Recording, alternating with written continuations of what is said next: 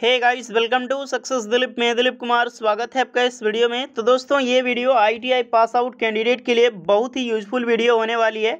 अगर आप ITI background से जुड़े हैं, जैसे कि आप आईटीआई करना चाहते हैं, कर रहे हैं या फिर कर चुके हैं, तो उन सब के लिए, सारी कैंडिडेट के लिए एक बहुत ही खास ये वीडियो होने वाली है। देखिए, जितने भी कैंडिडेट आईटीआई करते हैं, लगभग उनका 80% आईटीआई करने वाले बच्चों का सपना होता है कि वो लोको पायलट बने आईटीआई पास आउट करके। रेलवे ड्राइवर, जिसे हम ट्रेन ड्राइवर भी बोलते हैं, सेम है। आपको आराम से समझ आता होगा, क्योंकि होपफुली कहीं ना कहीं आप भी इनसे जुड़े हुए होंगे। आपको लगता होगा मैं रेलवे की तैयारी करूं और लोको पायलट मुझे बनना है आईटीआई पास आउट करके। कोई भी ट्रेड है, आईटीआई पास आउट किए हैं आप बन सकते हैं लोको पायलट। और इसमें इनफैक्ट ये नहीं कि सिर्फ आईटीआई बन सकते हैं, आप में से कोई डिप्लोमा कैंडिडेट है तो वो भी लोको पायलट बन सकते हैं। सेम प्रोसेस होगा। तो इस वीडियो में आज हम यही डिस्कस करने वाले हैं कि गाइस, की जो भी स्टूडेंट आईटीआई पास आउट हो चुके हैं, कर रहे हैं, उनको लोको पायलट कैसे बन सकते हैं। आप लोको पायलट कैसे बन सकते हैं, लोको पायलट के लिए क्या क्या तैयारियां आपको करनी चाहिए, क्या क्वालिफिकेशंस होती है, eligibility criteria, selection process, syllabus क्या होता है, एग्जाम पैटर्न क्या होता है, सैलरी कितनी मिलती है, वर्क आवर, वर्क प्रोसेस आपको क्या होता है, प्रमोशन कितनी मिलती है, सारी चीज़ें ए टू जेड डिस्कस करेंगे इस जॉब प्रोफाइल के बारे में। तो ध्यान रहे, आप जो भी कैंडिडेट रेलवे का ड्राइवर बनना चाहते हैं, चाहे वो मेल हो फीमेल हो, देख ले मैं इमेज में इसलिए ज़्यादातर इसमें फीमेल लगाया, तो गर्ल्स ये ना सोचे कि ये गर्ल्स के लिए एलिजिबिलिटी नहीं, गर्ल्स के लिए बहुत ही यूजफुल जॉब है और बड़ा ही यहाँ पे पीसफुल जॉब ये मानी जाती है। तो चलिए देर ना करते हुए इस वीडियो को शुरू करते हैं। बहुत ही अच्छे तरीके से मैं बताऊंगा प्रैक्टिकली वाइज, तो ध्यान से एंड पैशन से इस वीडियो को देखिएगा अगर आपका सपना है रेलवे ड्राइवर बनने का। तो इससे पहले रिक्वेस्टेड होगी, चैनल पे नए हैं सब्सक्राइब कर लें और वीडियोस को ज़्यादा से ज़्यादा लाइक करें, दोस्तों तक ज़रूर शेयर करें। इसी तरह बेहतरीन वीडियोस पाने के लिए चैनल से जुड़े रहें।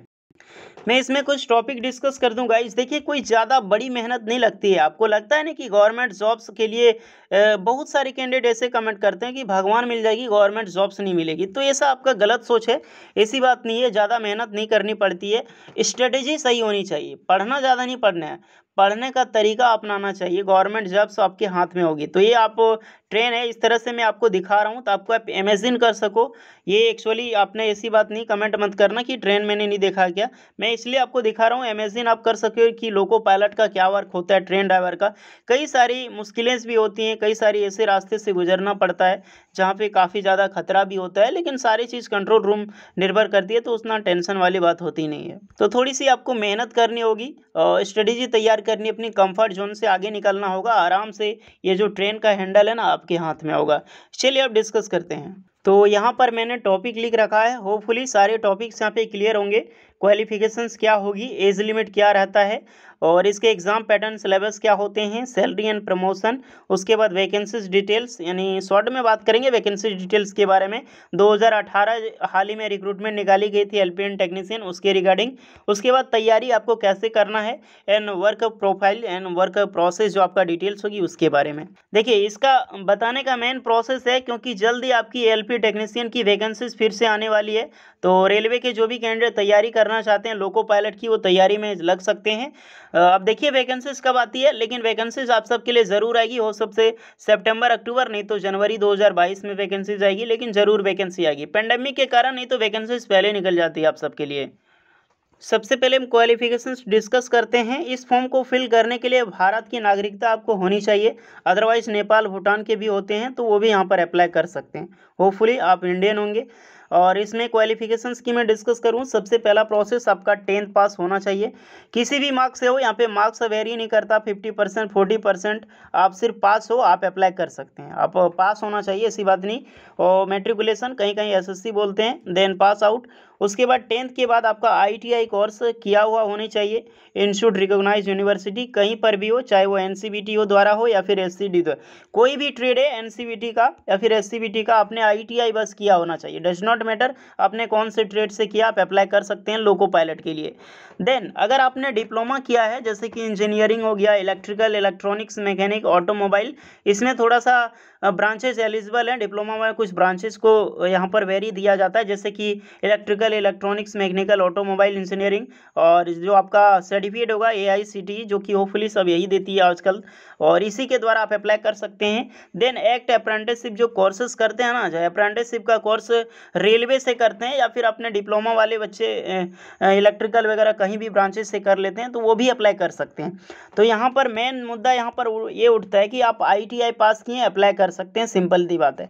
लेकिन कोई स्टूडेंट ITI पास करके अप्रेंटिसशिप कर लेते हैं गाइज, उनको अच्छी खासी अपॉर्चुनिटीज़ में मिलती है। ये नहीं कि उसको ट्रेन का हैंडल पहले पकड़ा देगा, ऐसा कुछ नहीं है, लेकिन अच्छी खासी अपॉर्चुनिटीज एंड मार्क्स में भी कुछ वेरी उसको दिया जाता है, जैसे कि ग्रुप डी में होता है रिजर्वेशन का, उस तरह का। तो रिजर्वेशन इसमें नहीं होता है, लेकिन प्रेफरेंस आपको जल्दी मिलती है। तो इसलिए मैं बोलता हूँ अप्रेंटिसशिप कर लेना चाहिए जब अप्रेंटिसशिप वैकेंसीज निकलती है। तो एज लिमिट की मैं डिस्कस करूँ तो यहाँ पर 18 साल से लेकर 28 साल के कैंडिडेट इस फॉर्म को फिल कर सकते हैं, और ये अलग अलग वेरी करता है। RRB कभी RRC जारी करती है, तो 33 साल के कैंडिडेट भी अप्लाई कर सकते हैं, और एज रिलैक्सेशन भी दी जाती है, जैसे कि ST SC वालों को, FF and OBC वालों को 3 ईयर्स की। तो टेंशन नहीं है, आप आराम से तैयारी कर सकते हैं। अब एग्ज़ाम पैटर्न की मैं डिस्कस करूं तो एग्ज़ाम पैटर्न के बारे में बता देना चाहता हूं गाइज। इसमें 3 स्टेज होता है, फर्स्ट स्टेज, सेकंड स्टेज और थर्ड स्टेज, और एक आपका लास्ट होगा DV यानी कि डॉक्यूमेंट वेरिफिकेशन। फर्स्ट स्टेज सबका प्रीलिम्स एग्जाम्स होता है, यानी कि इसमें सिर्फ क्वालिफाइंग मार्क्स चाहिए। क्वालिफाई करने के बाद आप मेंस के लिए क्वालिफाई करते हैं, और वही मेंस के लिए आपको कटअप तैयार करती है। इसमें टोटल 75 क्वेश्चन होते हैं, 60 मिनट का टाइम दिया जाता है। मैथ से 20 क्वेश्चन पूछे जाते हैं, जनरल इंटेलिजेंस से रीजनिंग 25 से, जनरल साइंस से 20, और current affairs and general awareness से 10 क्वेश्चन पूछे जाएंगे आपके। इसमें से जो भी कैंडिडेट पार्टिसिपेट करेंगे और क्वालिफाइंग करेंगे, सबको आपको इंटरेस्टेड है, उसके बाद ही आपको डायरेक्टली मेंस के लिए क्वालिफाई कर दिया जाता है। अब मेंस में 2 पार्ट एग्जाम्स होता है, पार्ट ए और पार्ट बी।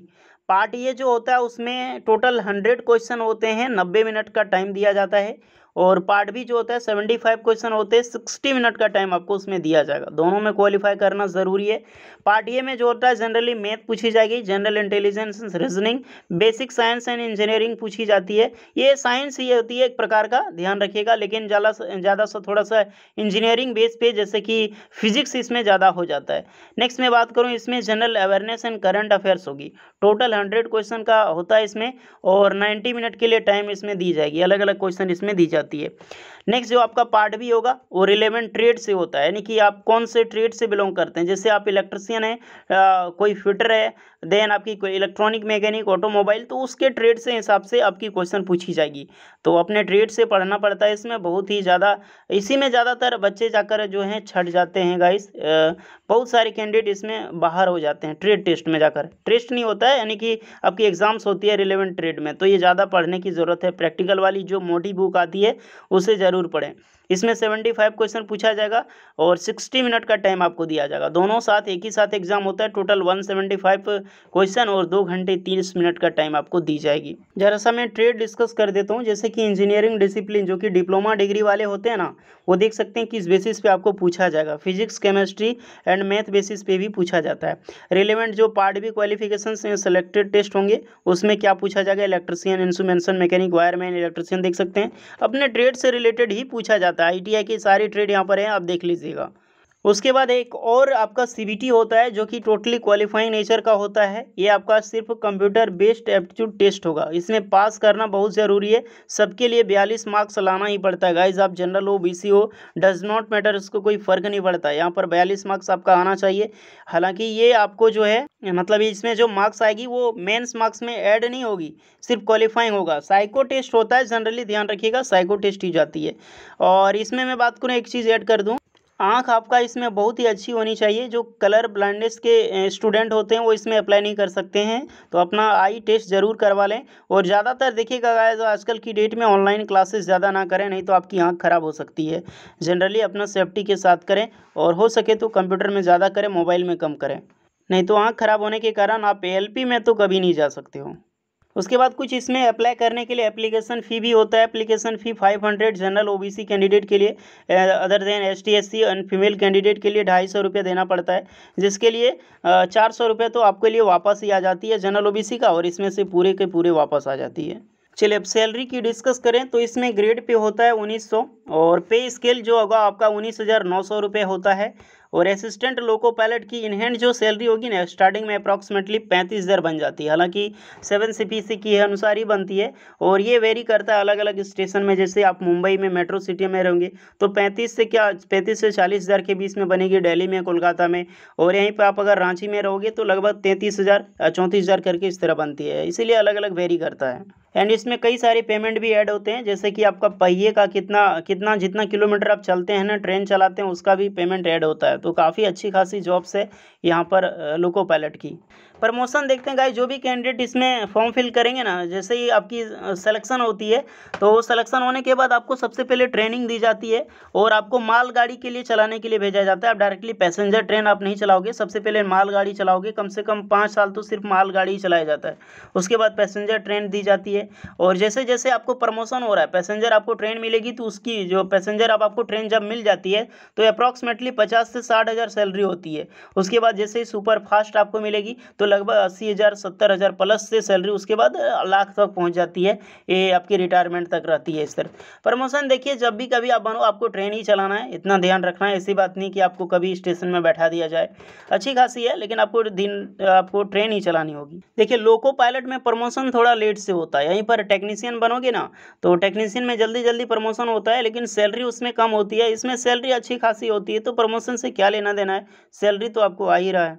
तो यहाँ हम डिस्कस कर चुके हैं qualification, age limit, exam pattern, syllabus भी मैं आपको बता दिया। वैसे लिंक आपको 2018 का मैं दे दूंगा लिंक में, नोटिफिकेशन वाली। सैलरी प्रमोशन की बात कर चुके हैं। वैकेंसी डिटेल में भी बता चुका हूँ 2018 वाली कि वैकेंसी डिटेल, एज लिमिट आपकी जो है उसमें कितनी होती है। देन इसमें बात कर चुका है एप्लीकेशन फ़ी वगैरह, ऑनलाइन फॉर्म कैसे फिल करनी है, होपफुली ये सब पता होता है।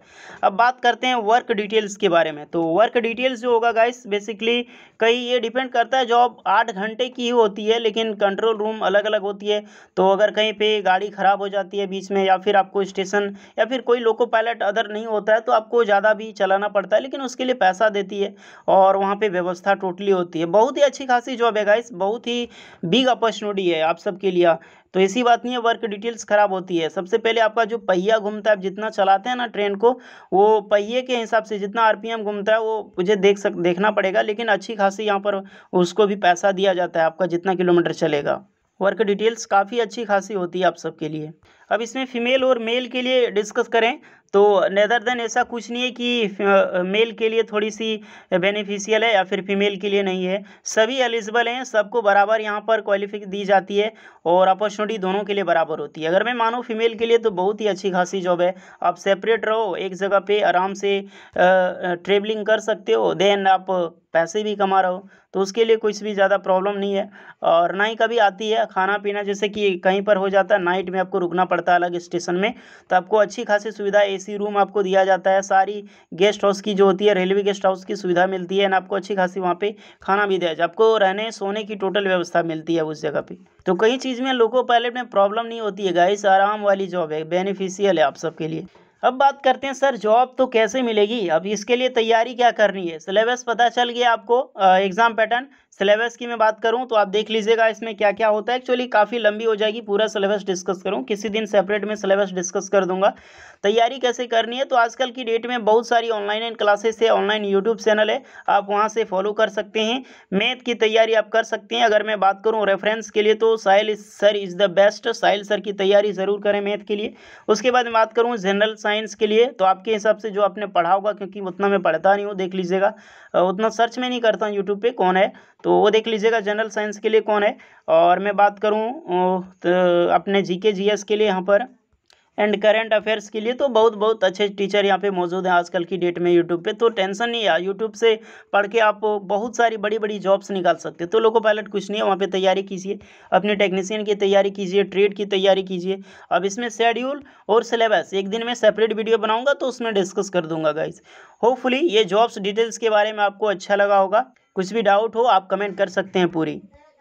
और इसी तरह बड़ी बड़ी जॉब्स अपडेट के लिए ITI वालों, डिप्लोमा वालों के लिए आप चाहते हैं तो हमें कमेंट करके ज़रूर इन्फॉर्म करें। यूजफुल लगी हो वीडियो लाइक करें, ज़्यादा से ज़्यादा दोस्तों तक शेयर करें, चैनल पे नए तो ज़रूर सब्सक्राइब करें। चलिए मिलते हैं नेक्स्ट वीडियो में, तब तक के लिए जय हिंद।